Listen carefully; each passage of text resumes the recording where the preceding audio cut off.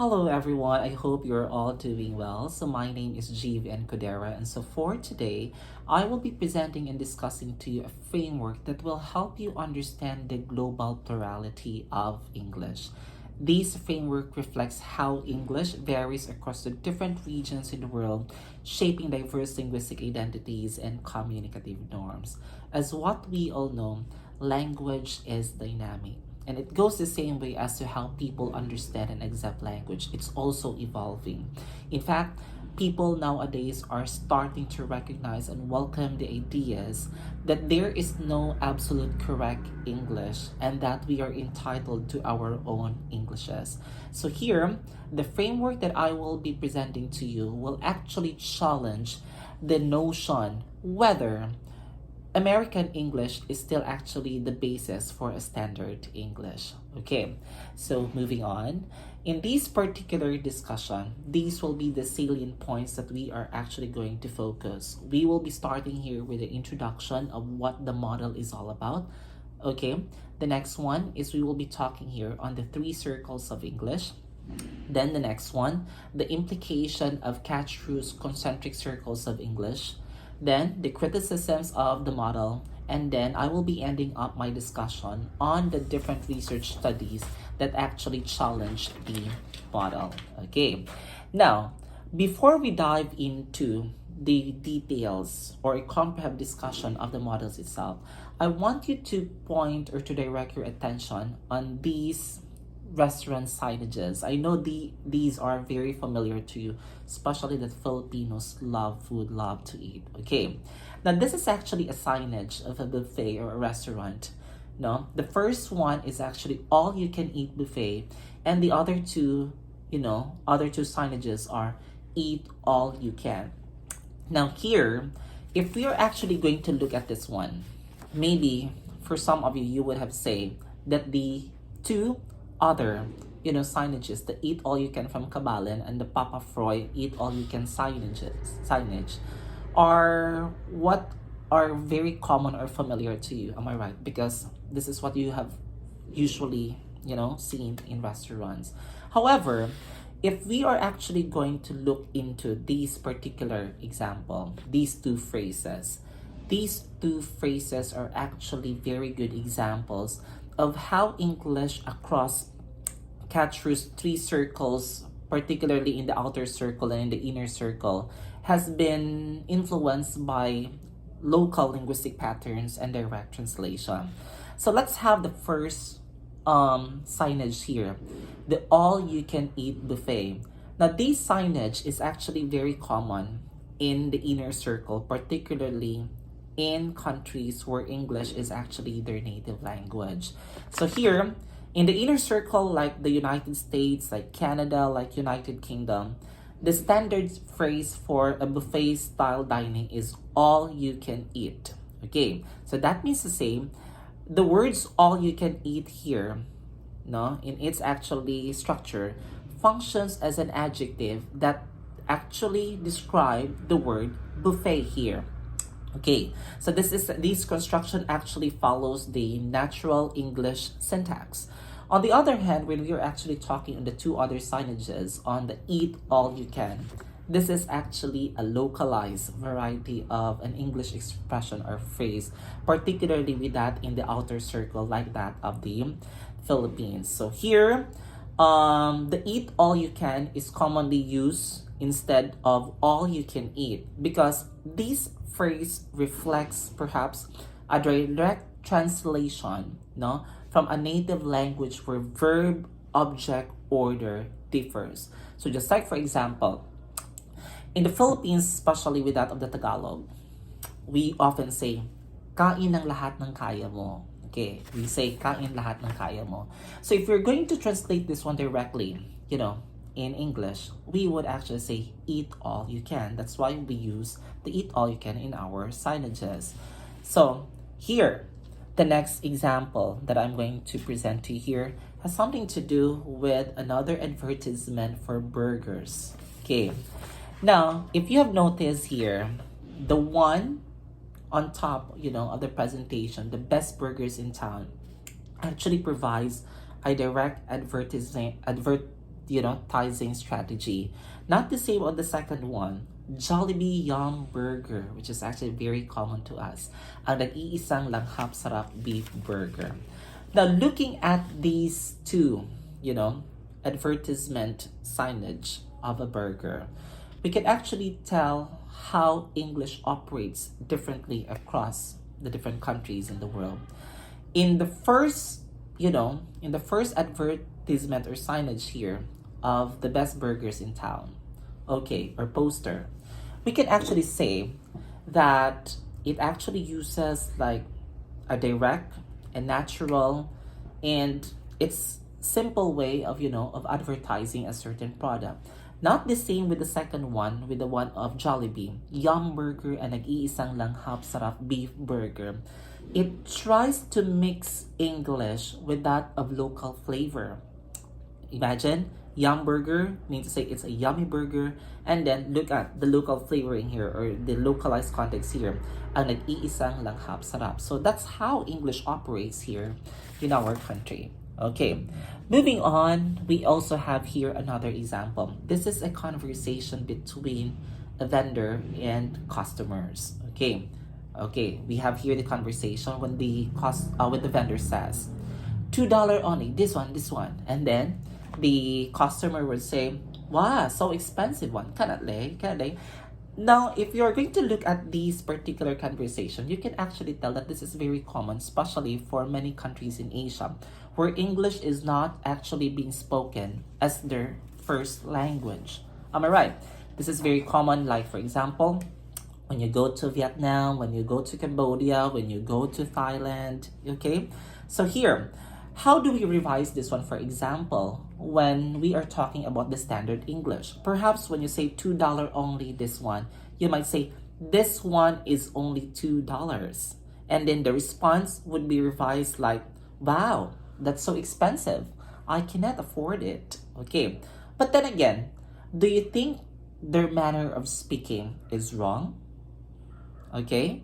So that's the question. Now, the next example here that I'm going to present to you is actually a conversation between three friends. This is actually a conversation between with Mike, who is actually from the inner circle or from America. We also have here Anna, who is actually from the Philippines, and we also have here Kenji, who is actually from Japan. Now, take a look at these particular conversation. You can actually tell a difference as to how English is being used by these individuals. So here, Mike started the conversation by saying, hey guys, let's grab some burgers and hit the movies tonight. Then Anna replied, sure, but first I'll just fetch my friend from her house. Also, let's take the MRT, it's more convenient. And then Kenji also uttered, okay, but I am not understanding hit the movies. Do we punch the cinema? And then laughingly, Mike answered, oh, I mean, let's go to the cinema. And then Kenji said, okay, I get it now. American English is so difficult. So you see, if we're going to look at these particular conversation, we can actually tell that Mike, being actually a native speaker of English, tried to use idiomatic expression, like the expression hit the movies. Anna, on the other hand, speaks Philippine English with localized terms, like for example, fetch my friend instead of saying pick up, or the use of MRT instead of saying what? Train. So Kenji, who is actually coming from an expanding circle like that of Japan, he is still actually learning about English, and he's actually struggling about it, especially with the use of idioms, because the meaning there is not directly stated. So there you go. Now, out from these examples that I have presented to you, the questions here, I have here questions for you to answer. How do you think English is used differently across countries? Is English the same everywhere, or does its role change based on location? So this is what I'm going to focus on as we discuss on Kachru's concentric circles of English. So as we get started about this particular topic, we all know that the English language plays a very crucial role in the way we connect and communicate with people across the globe. It is actually the instrument that we use, and to bridge the cultural and linguistic differences we have. And that is why we call English as a global language. But come to think of this, although it's considered to be as a global language, but its role and status actually differ across countries.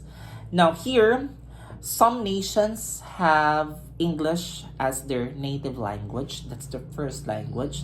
While others use it actually as a second language, the same with that of the Philippines, and others, use it as a foreign language.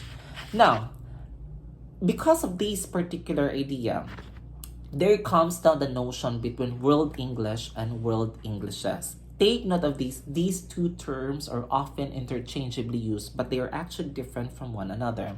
When I talk about World English is actually the language that we use in business, in trade, in diplomacy, and other international activities, basically for communication.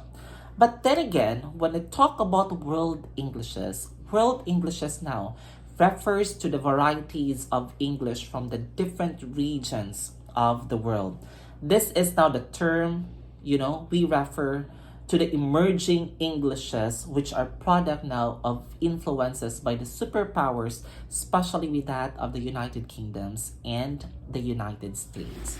Okay, so moving on. So when we are talking now about Kachru's concentric circles of English, who is now the proponent of this? Okay, now the proponent of this particular framework is Braj Kachru. He is actually an Indian linguist and a scholar of World Englishes. Kachru is actually known for his contribution to social linguistics and the spread of English, as he advocated for a pluralistic view of English worldwide. So his key contribution is the development of the three circles model of English in 1985. So what is it all about, his work? So his work actually challenged the dominance of native speaker norms and promoted the legitimacy of local varieties of English, emphasizing linguistic and social-cultural diversity of English worldwide. So Kachru's scholarship actually laid the groundwork for what? For research in linguistic pluralism, English language pedagogy, and the empowerment of non-native English-speaking communities. Okay, so moving on here, this is now the framework of Kachru. This is now what we call the three circles of English. Now, this framework now is actually widely used for categorizing the use and the spread of English worldwide.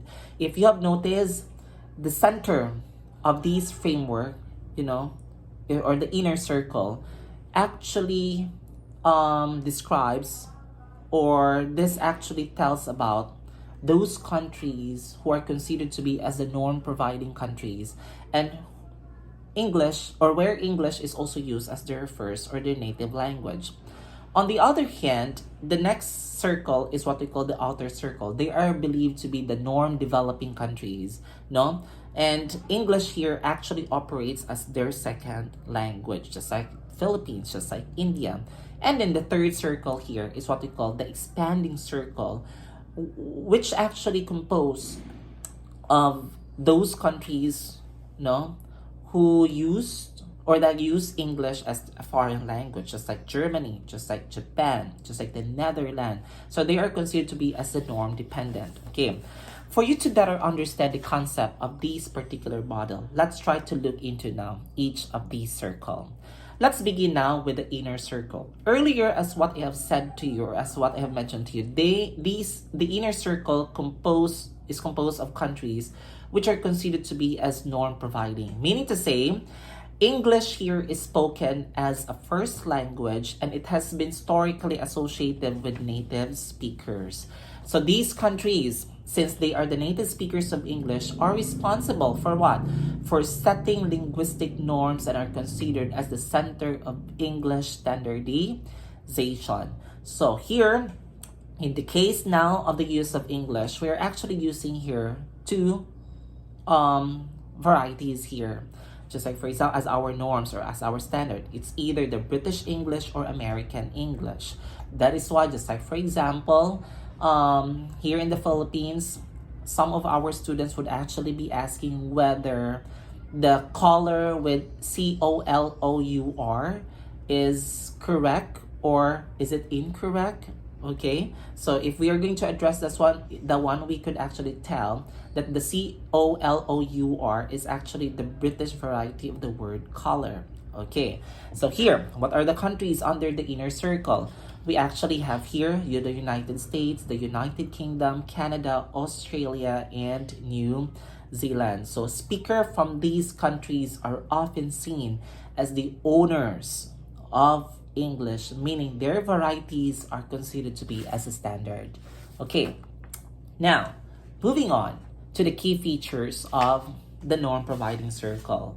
As what I have mentioned to you, since they are considered to be as a native speaker, so English is the primary language that they use in their daily communication, in government, in education, in media. So speakers from these countries are often seen as the owner, meaning to say their varieties are the standard. So this group is normally norm providing, meaning that the grammatical rules, the pronunciation, the vocabulary are usually derived from these countries. Okay, now, after knowing, about the inner circle, this actually leaves us with a question. Should native English varieties like the British and the American English be considered as the only correct English? Okay, that's for you, to answer. Now, moving on, Kachru actually expanded his notion of world Englishes. He actually included here the outer circles. Okay, the outer circle actually includes countries, which were once, under the colony, or what they call, which were once colonized by these superpowers like the United Kingdom and the United States, and then English was actually being introduced to these countries. So here, the outer circle is considered to be as a norm developing circle, meaning to say this consists now of the post-colonial countries where English is used as a second language. Now here, what are the key features of the outer circle? In the outer circle now, take note of this. English is considered to be as an official and a secondary language in this country because it is embedded in our educational system, in our government, in our media. And I think this is actually very common, particularly in the Philippines, where in our educational system, the medium of instruction is actually English, although there are some other subjects which are being taught in the native, language or in Filipino. But majority of our posting, of the way we communicate about it, especially in the government, like the posting the signages, they are actually given in English. So these regions now develop the localized English variety that would reflect, their native linguistic and cultural influence. So as norm developing, they actually adopt, meaning to say they are using American English as their standard, and then they try to modify a little bit of it, to fit in with that of their local context, okay, or cultural context. So let me give you a concrete example here. Okay, so by the way, the countries belonging to the outer circle are India, the Philippines, Nigeria, Singapore, and Kenya. Okay, now let me present to you the examples. Let's focus on Philippine English. Now, Philippine English is actually a working language here in schools, government, and business. Now, just like for example, in the standard English, like in the American English, they don't usually use CR, In the first or in the native speaking countries, they actually use restroom or bathroom. But in Philippine English, it has been acceptable already to use comfort room. Instead of saying, can I borrow your ball pen? Or can I borrow your pen? Here we say ball pen instead of pen.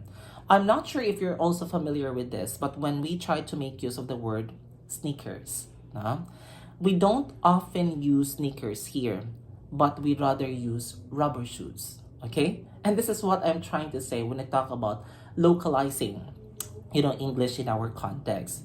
Other than that, we also have Indian English, The Indian English has actually a distinct phonetic and grammatical patterns. How are you, my friend? Okay, I am knowing the answer instead of I know the answer. So you see? So that's what we mean to by the outer circle. Okay, now, moving on to the third circle now is what we call the expanding circle. The expanding circle, or what we call the norm developing circle, includes countries where English, take note, it's not an official language, but these countries or people from these countries are learning English as a foreign language. Meaning to say, they are not using it in their day-to-day communication. They are not using it in their government. They are not using it in their education. But they are learning this one for some specific purposes, like in business, in tourism, in international travels, and the like. Okay, so these countries actually depend on the norms set by the inner circle or the natives, speaking countries. So the key features here: English is not widely spoken in daily life, but is still taught in schools used for business, tourism, and sciences. And then the level of English fluency here varies significantly among speakers depending on their exposure to the language and at the same time their use of the language. So let me give you a concrete example for this one. Okay, let's take for example in Germany. Many Germans learn English at a very young age. It's because English is widely used in science and technology. It goes the same way in Japan. English is important for them, particularly when we are talking about international business and international travel. But most people use it only in professional setting, but not in their day-to-day conversation. So therefore, these countries are considered to be norm dependent because they learn English based on the inner circle standards. So there you go. Those are now the three circles of English. The inner circle, we also have the outer circle, and we also have here the expanding circle. Okay, now, after knowing now the different circles of English, let's try to look into its implication. Okay, the first implication of Kachru's model is that it talks about linguistic authority. Since there is now an emerging localized variety of English, the question on who decides what is standard English actually emerges. So, when we are actually asked about the question who owns English, traditionally we would say that those countries in the inner circle are considered to be as the owner of standard English. However, we have to think about this one, that outer circle countries like India, the Philippines, Nigeria have also localized, English varieties that serves as a legitimate linguistic systems, in their societies. The same with what I have mentioned to you, the eat all you can, the comfort room, the rubber shoes. It may sound odd for the native speakers, but these terms or expressions have already been accepted, by these people. In the expanding circles, although they still rely mostly on the inner circle norms, but they are increasingly, shaping English in their own way. So what's its implication? The definition of standard English is evolving as outer and expanding circle countries develop now their own English norms. Okay, so moving on to the second implication is that English as a global lingua franca.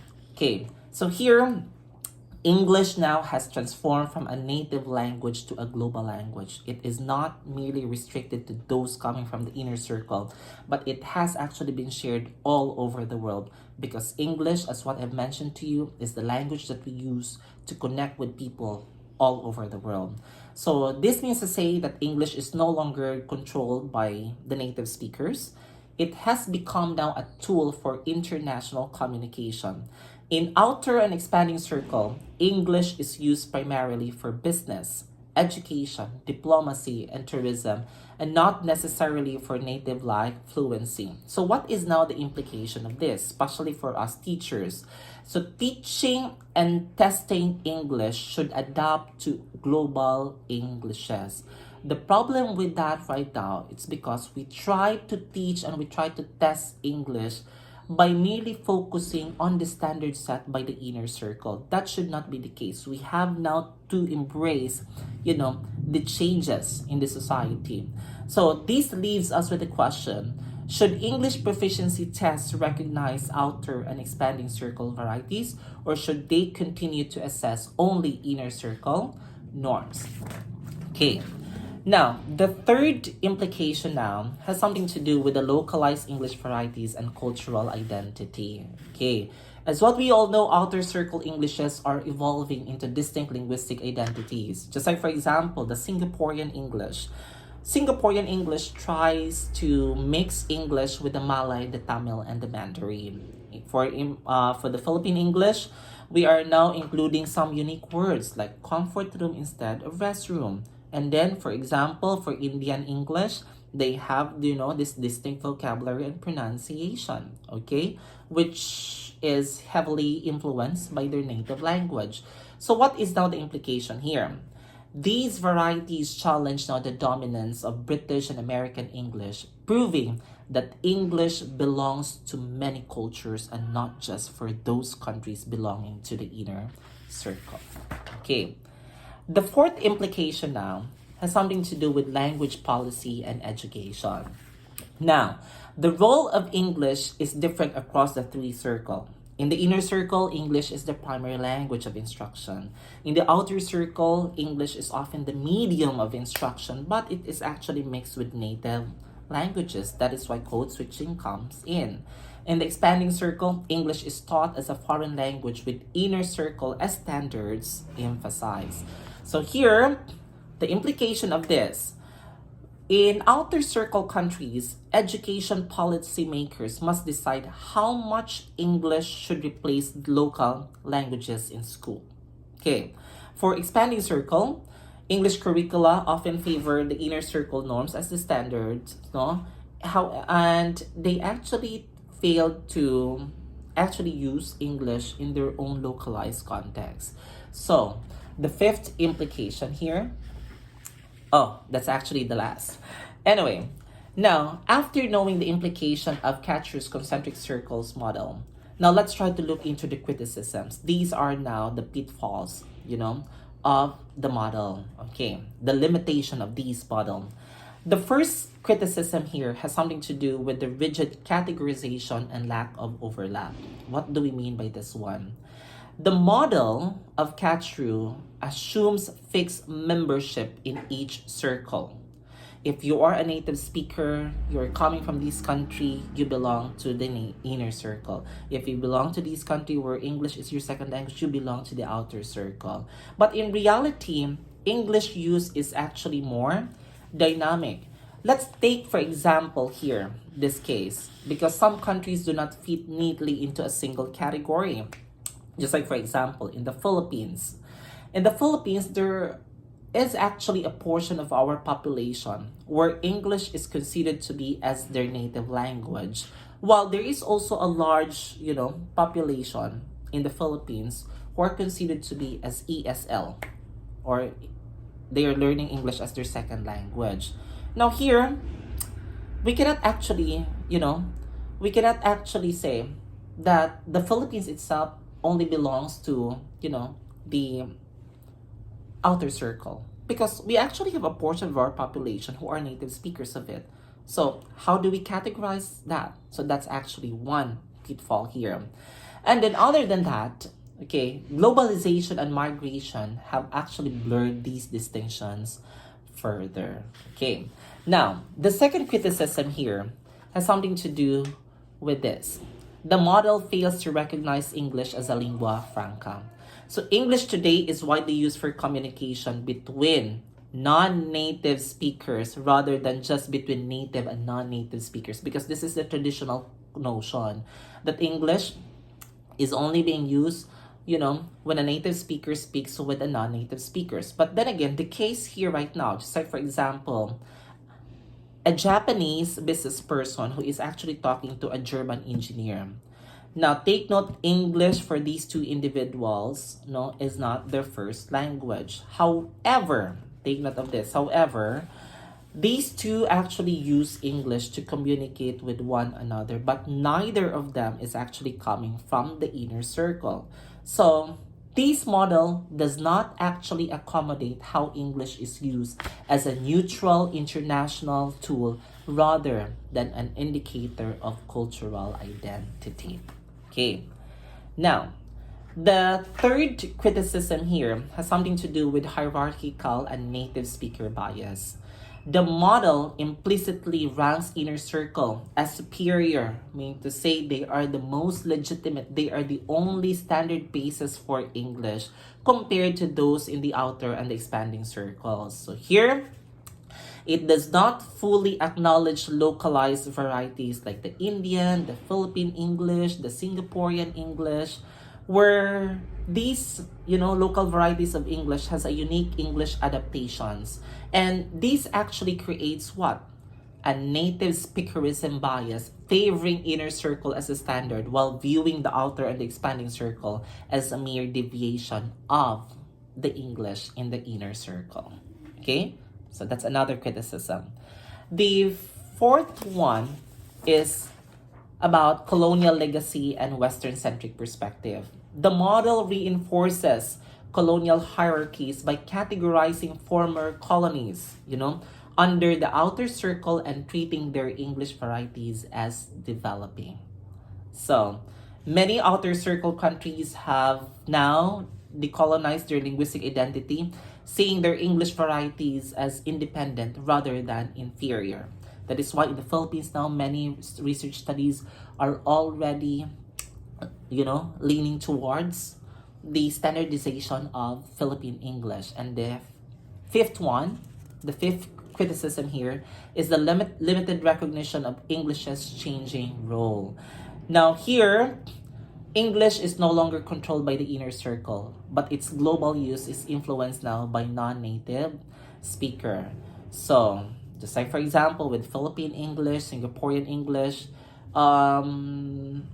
it has already evolved, and it has the so-called now, its local identity marker, which makes it the same, or which makes it acceptable, for these people living in this country and how these people use the English language. And then, the last criticism of this model is that it does not account for digital and online English use. Remember, the spread of English and the use of English is not just because of colonization, but globalization can also be, a most powerful driving force through which we can spread English. Yet, the model does not account for digital and online English use. The internet and social media have changed how English is used worldwide. So, online communities now mix English with local languages, just like, for example, the notion of code switching, creating new digital varieties. Okay. Now, after knowing those criticisms, I have here few research studies that actually challenge Kachru's model. Okay. We have here the study of 𝙄𝙣𝙣𝙚 et al. In 2024, in his study on revisiting the English status in the outer and expanding circles, insights from Google Street View. So in this particular study, it examined English use on commercial signboards in Malaysia, in Thailand, and Indonesia. And the authors or the researchers of this particular study found that English is actually dominant in signage across both outer and expanding circle, suggesting a more fluid and interconnected model. Okay, there should be no such thing as the so-called rigid categorization of it, especially that many of the Asian countries are considered to be as the hubs of tourism, and so that is why we may consider, or it is actually evident that many of their signages, tourism signages, are actually written in English. That is to accommodate international travelers. Now, the second research studies that challenge Kachru's model is that of Sano and Ambel in 2024.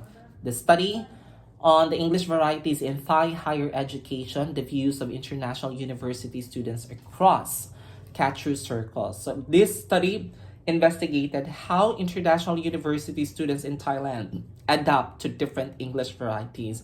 And the study actually found that English learning is shaped by multiple influences rather than strict inner, outer, or expanding circle distinctions. And the last study here, or the third study here, is we have here the study of 𝙊𝙤𝙩𝙧 in 2019, which actually looked into, Kachru's three concentric circles model of English, particularly what is the place of Kuwait in the circle or in the model. So this critique the model's rigidity and examined where Kuwait fits, and it highlighted unclear membership and oversimplified language use in categories. Because in Kuwait now, particularly with that on their English language education, teaching English actually starts from grade 1 in all public school until grade 12, which is the last grade, of the governmental school ladder. So English then continues throughout higher education at Kuwait University. However, Kuwait has actually a very different and distinct, culture from the English native speakers because of social, religious, and political reasons. So English language textbook in public schools are all well developed, for developing local textbook, incorporating here, their culture, their beliefs, mean to say they are actually using a localized or a contextualized learning material. So the last research study here that challenged Kachru's model is that of Llano in 2017, entitled Communication in English as a Lingua Franca, the Kachruvian, model of three circles considered. So this particular model proposed on replacing Kachru's model with a more flexible, evolving model of English as a lingua franca. So it sees English as a continuously evolving global language rather than fixed categories as that of the inner, the outer, and the expanding circle. So after knowing all those things, we move down now to the end of this presentation. What is now the future of English? As what I have mentioned to you here, the English language is evolving. It goes beyond the inner circle norms as outer circle varieties started to gain recognition, and it started to challenge now the inner circle dominance. Meanwhile, the expanding circle continues to integrate English into its global business and communication. So this means to say that the evolution of the English language is shifting beyond traditional inner circle norms as outer circle varieties like the Indian English, the Philippine English, the Singaporean English gain legitimacy and challenge the dominance of the native English norms. So these localized Englishes develop distinct linguistic features influenced by their own cultural and societal context, reflecting the speakers' identities. So at the same time, the expanding circle countries increasingly integrate English into business and technology and communication, reinforcing its role as a global lingua franca. So these ongoing transformations suggest a more pluralistic and decentralized future of English where multiple varieties coexist and influence global discourse. So with this, before I end my presentation, I want you to ponder on this particular question. I will be leaving this one for you to answer. If English keeps evolving, who should decide what standard English is? Inner circle countries, local English-speaking communities, or all English speakers globally? With this, I thank you everyone for listening to my discussion, and I hope so you learned something from it. These are now my references. You may actually access this one, or if you wish to read more about the research studies that challenge the model, you may do so. I actually have included as well the DOI. So thank you so much for listening, and I hope you have a great day. Thank you.